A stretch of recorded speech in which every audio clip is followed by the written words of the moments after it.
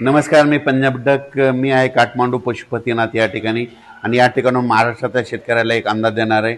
महाराष्ट्रातल्या सर्व शेतकऱ्याला सांगू इच्छितो की तुम्ही काय करा, शेतीचे कामे करून घ्या. आजच्यानं कंप्लीट 12 दिवस पाऊस यायचा राहिलेला आहे. म्हणजे 12 दिवसा पाऊस राहिला आहे, म्हणजे 12 दिवसानं मान्सूनचा पाऊस येणार आहे. म्हणून हे सर्वप्रथम शेतकऱ्यांनी अंदाज लक्षात घ्यायचा आणि शेतीचे कामे करून घ्यायचे. आणि राज्यात सध्यामध्ये आज 24-25च्या दरम्यान पश्चिम महाराष्ट्र, मराठवाडा आणि उत्तर महाराष्ट्र, कोकणपट्टी, घाटमाटा परिसरामध्ये विखुरलेल्या स्वरूपाचा आज देखील बऱ्याच ठिकाणी पूर्व मोसमी जोरदार पाऊस पडणार आहे. याच्यामध्ये काही ठिकाणी गारपीट देखील होणार आहे. म्हणून हे अंदाज शेतकऱ्यांनी लक्षात घ्यायचा. त्याच्यानंतर विदर्भातल्या शेतकऱ्याला सांगू इच्छितो की विदर्भातल्या शेतकऱ्याचे फोन आले, पूर्व मोसमी पाऊस कधी येणार आहे. तर विदर्भातल्या सर्व शेतकऱ्याला सांगू इच्छितो की पूर्व मोसमी पाऊस तुमच्याकडं 26 मे पासून ते 5 जूनच्या दरम्यान चांगला पाऊस पडणार आहे. वेगवेगळ्या भागात विखुरलेल्या स्वरूपाचा खूप काही काही ठिकाणी ओढे नाले वाहतील असा विदर्भात देखील 26 मे ते 5 जूनच्या दरम्यान त्या 10 दिवसामध्ये पडणार आहे. सगळीकडे ती एकदा येणार नाही. म्हणून हे देखील विदर्भातल्या शेतकऱ्यांनी अंदाज लक्षात घ्यायचा. पण विदर्भातल्या शेतकऱ्याला सांगू इच्छितो की तुम्ही काय करा, शेतीचे कामे करून घ्या, शेत तयार करून घ्या. कारण की तुमची पेरणी जरा यावर्षी लवकर होण्याची चान्स आहे. कारण की यावर्षी पाऊस शॉर्टकट मार्गाने येत असल्यामुळं, मान्सून शॉर्टकट मार्गाने येत असल्यामुळे तुमच्याकडे देखील मोसमी पाऊस लवकर दाखल होणार आहे.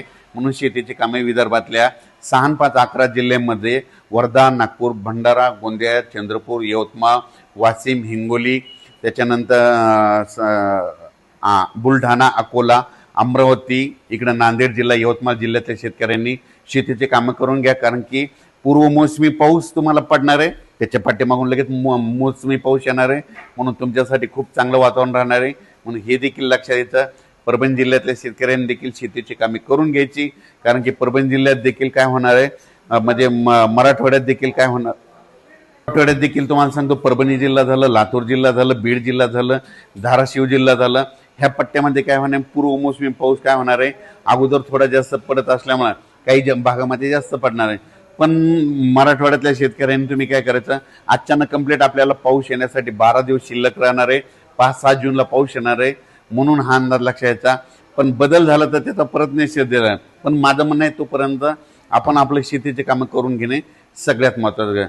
उत्तर महाराष्ट्रातल्या शेतकऱ्यासाठी एक आनंदाची बातमी, उत्तर महाराष्ट्रातील काय होणार आहे, म्हणजे 26-27 मेच्या दरम्यान देखील पूर्व मोसमी पाऊस असणार आहे. आणि उत्तर महाराष्ट्रात देखील काय होणार आहे, म्हणजे 1 जूनच्या नंतर देखील बऱ्याच ठिकाणी तिकडल्या भागात देखील चांगला मान्सून पूर्व, नंदुरबार जिल्हा झाला, धुळे जिल्हा झाला, जळगाव जिल्हा झाला, नाशिक जिल्ह्यामध्ये पाऊस बरसणार आहे. म्हणून हे अंदाज लक्षात यायचा. पण उत्तर महाराष्ट्रातल्या शेतकऱ्याला सांगू इच्छितो की तुम्ही काय करा, म्हणजे 5 जूनच्या अगोदर तुमचे शेतीचे कामं सगळे रेडी करून ठेवा. कारण की मान्सून पूर्व पाऊस बी बरसणार आहे आणि त्याच्या पाठीमागून मान्सून येईल. म्हणून पीक यावर्षी पण सर्व शेतकऱ्याला सांगू इच्छितो की शेतीमध्ये पेरणी करत असताना, लागवडी करत असताना स्वतःचा निर्णय स्वतः घ्यायचा.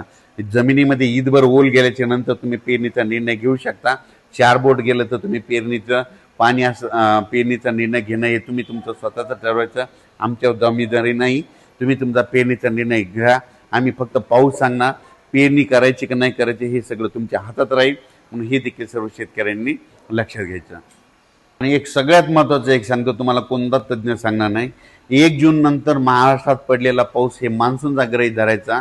आणि 31 मेच्या अगोदर जे पडेल त्याला अवकाळी असं समजायचं, हे मात्र गृहीत धरायचं. म्हणून काय करायचं, 1 जून नंतर जर तुमच्या शेतामध्ये चांगला ईदभर ओलीचा पावसाळा असला तर तुम्ही तुमचा पेरणीचा निर्णय घेऊ शकता. पण तुम्हाला सांगू इच्छितो, यावर्षी मान्सूनसाठी इतकं पोषक वातावरण कधीच नसतं. पण तुम्ही बघा, 30 आणि 31 तारखेला आपली केरळची देवभूमी हो, चांगला मान्सून सक्रिय होणार आहे. आणि ते सक्रिय झाले त्यानंतर 4 ते 5 दिवसात मध्ये 5-7 जूनच्या दरम्यान तो महाराष्ट्रात येऊ शकतो. म्हणून हे लक्षात घ्यायचं. आणि शेतकऱ्याला एक सांगायचं, चांगल्या म्हणजे विशेष बियाणे निवड करत असताना तुम्ही तुमच्या आपल्या पाहुण्याला, आपल्या नातेवाईकाला, आपल्या स्वतःच्या अनुभवानुसार ज्या बियाणाला गेल्या वर्षी आदमध्ये यापुढं पहिलं बी काय उतार आला असे बियाणं निवडा. म्हणजे जे चांगलं आहे, ज्याच्यामध्ये येलो मोजॅक येणार नाही, खोडकिडा लागणार नाही, अशा जाती निवडा. लवकर येणाऱ्या निवडा. पण स्वतःचा अनुभव असेल, पाहुण्याचा, नातेवाईकाचा, असं घेऊन बियाणाची निवड करा. मी देखील माझी शेती करत असताना मी देखील काय करतो, माझा स्वतःचा अनुभव घेतो नातेवाईकाला पाहुण्याला 10 ठिकाणी प्लॉट बघायला जात असतो आणि त्यानुसार मी देखील पेरणी करत असताना वैयक्तिक मी माझा निर्णय घेत असतो. तुम्ही देखील स्वतःचा अनुभव, स्वतःच्या नातेवाईक, पाहुणे मंडळी कोणाला कसं उतारायला त्याच्यावरून आपण आपल्या बियाणाची निवड करायची. धन्यवाद.